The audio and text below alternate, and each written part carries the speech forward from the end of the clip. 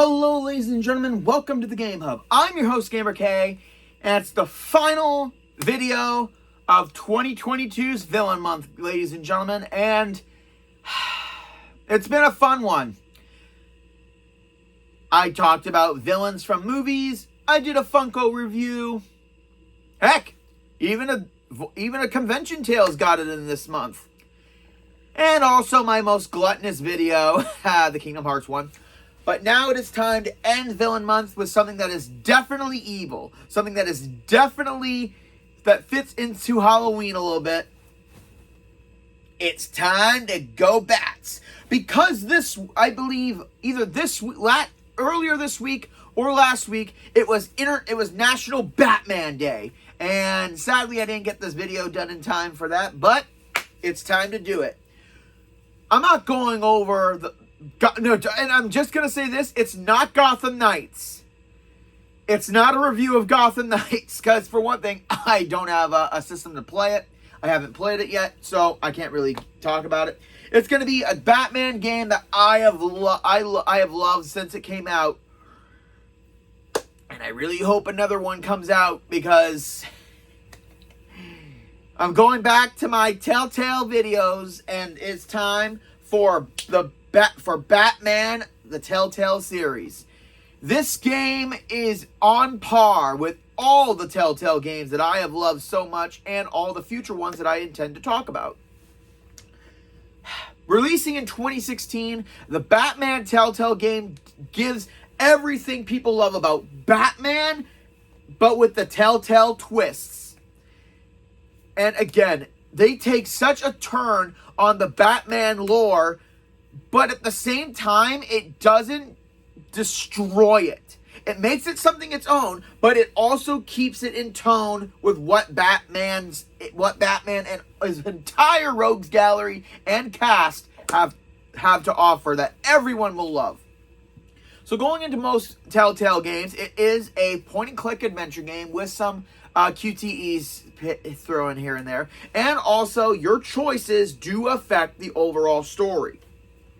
And boy, this is why every time I do this, every time I do a Telltale video, Telltale game, I do two different files. That way I can do the one way or the other way. Because back in the day, they did a trophy for the Wolf Among Us game where you get different Fable unlocks if you do various paths. And I want to do that again, hopefully, when the second one comes out. So, the game starts off, is a 5-episode series, which is still out. It's still online. Go buy it. Seriously, Batman fans, if you need something to play other than Gotham Knights or replaying the Arkham games, the Batman Telltale series definitely does amazing work, and everyone will love it. We start off with some thieves breaking into the mayor's office looking for some information. And as Batman, we stop it. Helping out our friend Harvey Dent's campaign for mayor, we also get a run-in with Carmine Falcone at Wayne Manor. And after that, a whole slew of new villains come out of the woodwork, including an interesting take, having Oswald Cobblepot be one of Bruce Wayne's old childhood friends. And I actually love it. Every twist that they do with the characters is something that definitely, it shows the Telltale's very flair for the dramatics. They also include characters, obviously, Jim Gordon, Vicky Vale. We have Jack Ryder a little bit, but he's more of the end of the episode and epilogue guy. We've got obviously Alfred, and this Alfred is fantastic. I can't remember who voices him, but I'm just saying, it's done fantastic. All the characters who they picked to voice certain characters, you feel like it's perfect. Also, so going for voice actors here, oh my god. Like I said, it's perfect. Because with any Telltale game, some of the similar people have to be used. For Batman / Bruce Wayne, we got the amazing Troy Baker. Yes! Troy, you never disappoint. Except for Spider-Man Miles Morales. That you fail at. We've got Laura Bailey, that beautiful woman who's got that soft, sultry voice, voicing the one and only Selena Kyle, Catwoman, and oh my god, like seriously, the flirtatious moments between Bruce and Selena in here are in here fit so well. Oh, I just wanted more of it. We have playing Harvey Dent. We've got Travis Willingham, who is, honestly, again, another favorite voice actor of mine. He hasn't been in a lot of work that I've enjoyed, but I still love his work. I'm not going to deny that. We've got Telltale staple Aaron Yvette, who voiced Sasha from the Tales from the Borderlands game, and she's scheduled to hopefully reappear in The Wolf Among Us, if I remember, if she was Snow White. Okay, computer voice, can you check if random voice computer, whatever you are, could you double check that information for me, please?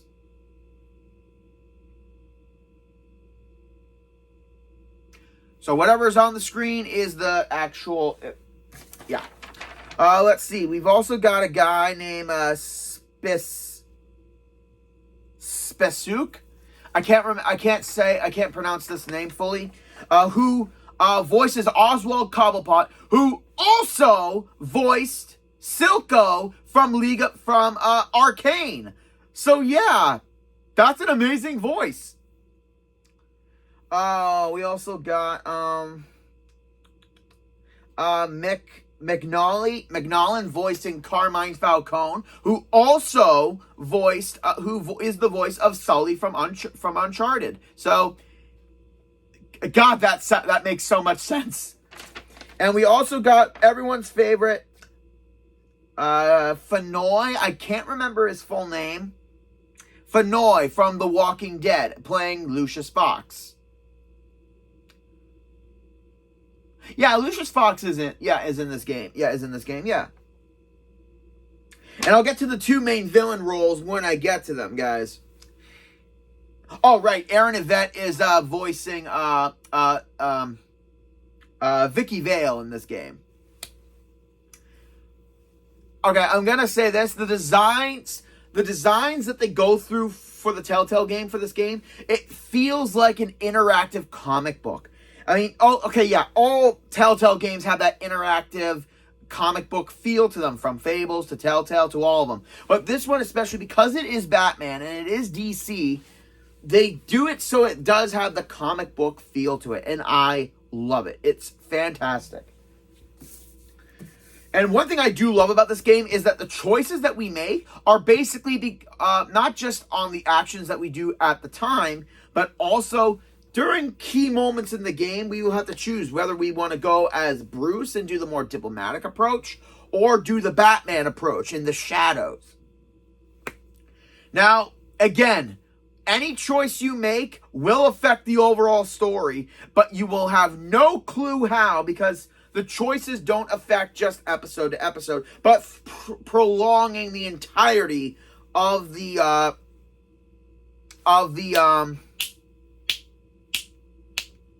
whole season. And not only that, but because they also did a sequel, The Enemy Within, this one will any choices that we make here will pretty much carry over to the game, to the second game. So I can't wait for a third one. Hopefully they do it. What else? So this game not only tackles Batman itself and twists up the origins of their villains, but they do it in a smart way. They also bring in a feud between Bruce himself and his family. So again, this is the only Batman game where we play at Batman but we more play as Bruce. So that's something I really, really, really love about this game. Yeah. We get to play as Bruce as well as playing Batman. So it's more like we play as Bruce is the main character and Batman is the side thing. And I really do love that. Also, the action scenes in the game are phenomenal. All the cute quick-time events work so well. They're done perfectly. And it's just a good old fun. And again, every choice you make will affect the game because it is a Telltale game. But it's choices that actually make sense. And sometimes you can see the of how they could affect you in the public eye. So this game releases a brand new original villain who I forgot to mention in my last video is voiced by none other than Steve Bloom. And the villain I'm talking about is Lady Arkham. This villain is phenomenal. The backstory definitely feels like it would be an actual Batman villain story. Because it does have that hint of abuse in every shape and form. And how it just connects to Bruce's own life and his family. It's done so good that I hate that it's not actually real. Like, it's not in any Batman comics, Batman movies, Batman shows. I'm not going to reveal it because, again, I don't want to for my game reviews, I don't really want to ruin stuff. But yeah, because it's a mechanical voice, they had to get Bloom's cybernetic, creepy voice to be doing the voice for the character. But the reveal is fantastic of who it is, and it just spins everything in on its head that you think you know about the Batman lore, and it makes it something its own. But it feels like a Batman game, because you know how there have been some games where it says that you can. How am I explaining this? Yeah, like I was saying, it definitely feels like it's an original Batman game, but it's at the same time, it feels like it's something that could come out of DC itself. Although DC, they did partner up with DC in order to do some of the writing, I believe, and everything. But it still works great. And now, one of the best things in the game, I shit you not.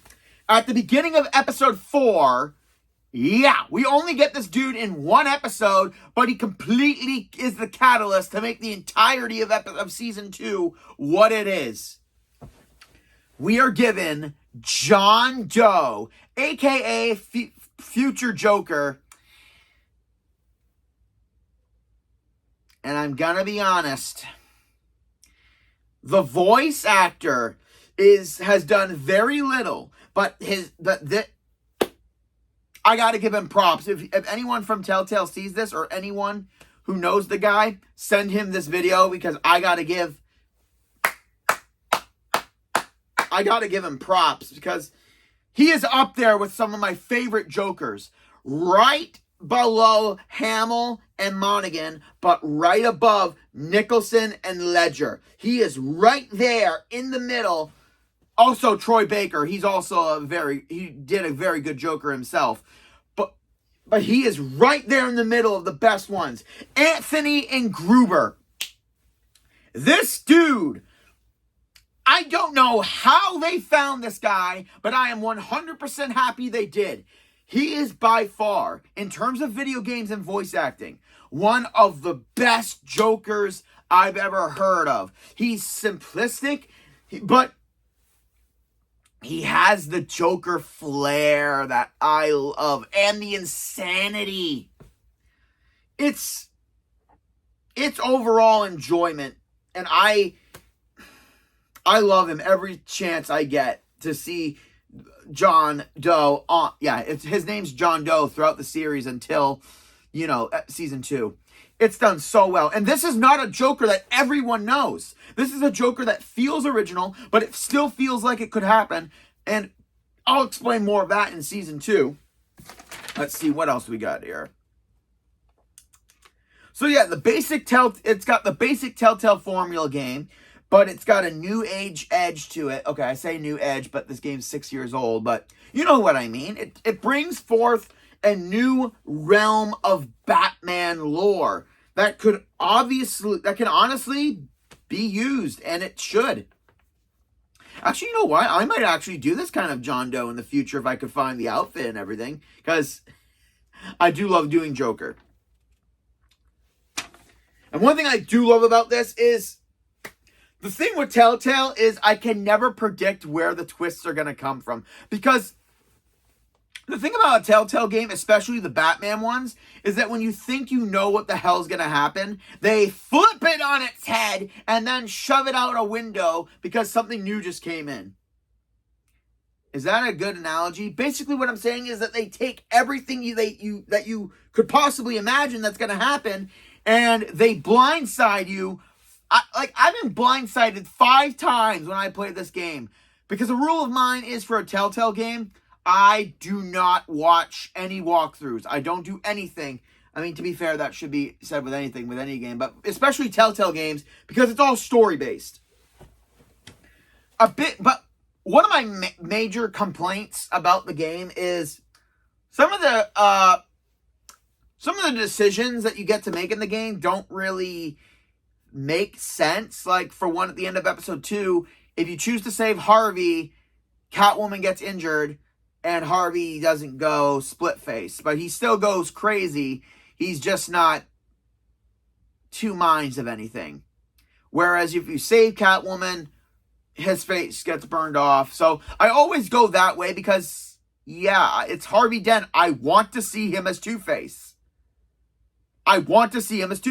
So why wouldn't people make that choice? Also, always pursue a relationship with Selena. It's, I'm a sucker for romance scenes, and if they're done right, and the chemistry they have constantly throughout the episodes is just, it's there. And another thing I've noted, another good thing about this, is you can always choose to be the violent Bruce Wayne or Batman, or you can be the one who doesn't hit anyone back and is more the diplomat and intimidation guy. And that's the one I always go for. I always go for intimidation and talking things out over straight up violence. And again, all the choices in the game, like all the major choices that affect the story, they are done so well that you got to play it twice to see all the different routes that you can do. So there's replayability for people who actually want to play the game and make their own choices. And it's just fantastic. And honestly, yeah, you know what? That's all I gotta say about this. It's a fantastic Batman game, a great Telltale game, just with a couple things of my small little gripes about some of the choices that, all honesty, Batman fans wouldn't make.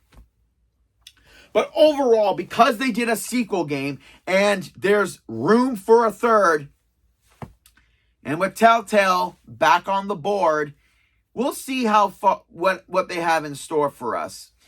GamerK's final verdict for Batman the Telltale game is a 9 out of 10. This game does everything right. It does everything for Batman fans. It does everything for fans of Telltale.